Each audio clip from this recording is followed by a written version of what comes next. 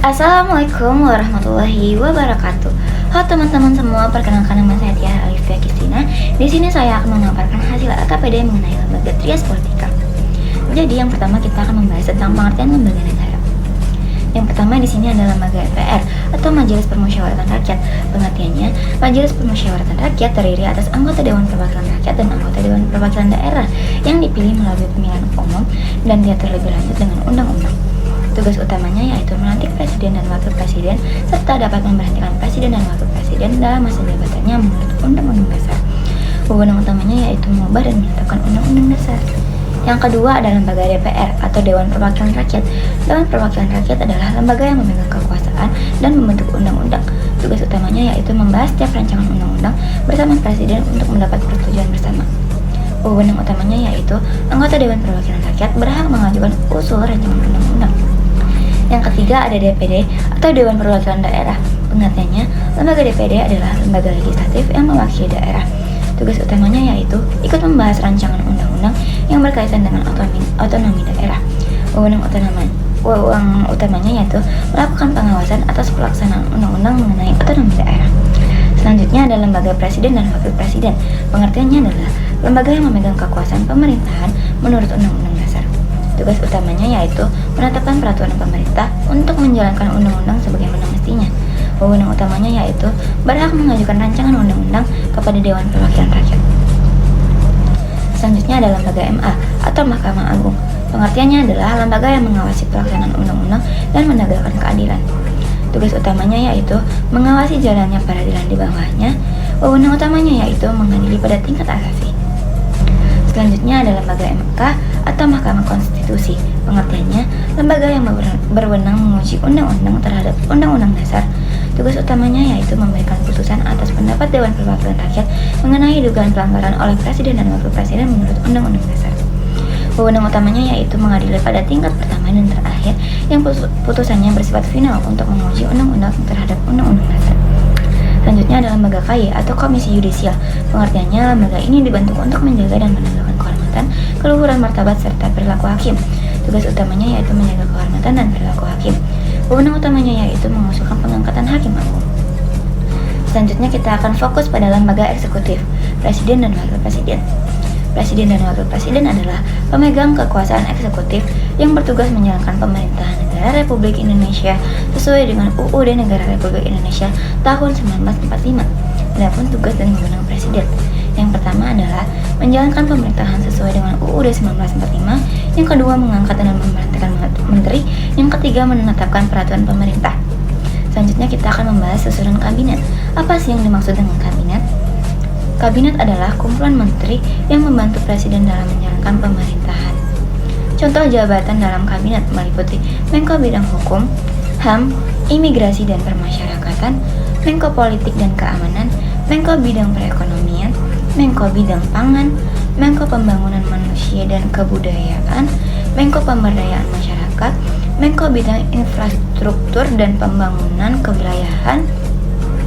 Lalu yang kedua, Menteri Pemimpin Departemen yang meliputi Menteri Dalam Negeri, Menteri Luar Negeri, Menteri BUMN, Menteri Keuangan, Menteri Kesehatan, Menteri Pertanian, Menteri Agama, Menteri Pendidikan Dasar dan Menengah, Menteri Pendidikan Tinggi Sains dan Teknologi, Menteri Pariwisata, Menteri Ekonomi Kreatif, Menteri Perdagangan, Menteri Perhubungan, Menteri Pertahanan, Menteri Investasi atau Kepala BKPM, Menteri Hukum, Menteri HAM atau Hak Asasi Manusia, Menteri Lingkungan Hidup, Menteri Kehutanan, Menteri Perlindungan Tenaga Migran, Menteri Ketenagakerjaan, Menteri Perindustrian, Menteri ESDM, Menteri Kependudukan dan Pembangunan Keluarga, Menteri Pemuda dan Olahraga, Menteri UMKM, Menteri ATR atau Kepala BPN, Menteri Komunikasi dan Digital, Menteri Sekretaris Negara, Menteri Sekretaris Kabinet, Menteri Imigrasi dan Permasyarakatan, Menteri Perumahan Rakyat dan Kawasan Permukiman, Menteri Kebudayaan, Menteri Transmigrasi dan Percepatan Kawasan Timur Indonesia, Menteri Desa, Menteri Sosial, Menteri Pemberdayaan Perempuan dan Perlindungan Anak, Menteri Perencanaan Pembangunan Nasional atau Bappenas, Menteri Pekerjaan Umum, Menteri Kelautan dan Perikanan, Menteri Koperasi, dan Menteri PANSRB. Lalu, yang ketiga adalah pejabat negeri setingkat menteri yang meliputi Kepala Badan Intelijen Negara atau BIN, Jaksa Agung, lalu Kepala Staf Kepresidenan, dan Kepala Kantor Komunikasi Kepresidenan. Adapun urutan Presiden Republik Indonesia. Yang pertama ada Presiden Soekarno dengan Wakil Presiden Muhammad Hatta dalam masa jabatan 1945 sampai 1967. Lalu yang kedua ada Presiden Soeharto dengan Wakil Presiden Sri Sultan Hamengkubuwono, ada Malik Umar Wira Hadikusuma, Sudarmono, Trisutresno, B.J. Habibie dalam masa jabatan 1968 sampai 1998. Lalu yang ketiga ada Presiden B.J. Habibie tanpa Wakil Presiden dalam masa jabatan 1998 sampai 1999. Yang keempat ada Presiden Abdurrahman Wahid dengan Wakil Presiden Megawati Soekarno Putri dalam masa jabatan 1999 sampai 2001. Yang kelima ada Presiden Megawati Soekarno Putri dengan Wakil Presiden Hamzahas dalam masa jabatan 2001 sampai 2004. Selanjutnya ada Presiden Susilo Bambang Yudhoyono dengan Wakil Presiden Yusuf Kala dan Budiono dalam masa jabatan 2004 sampai 2014. Selanjutnya ada Presiden Joko Widodo dengan Wakil Presiden Yusuf Kala dan Ma'ruf Amin dalam masa jabatan 2014 sampai 2024.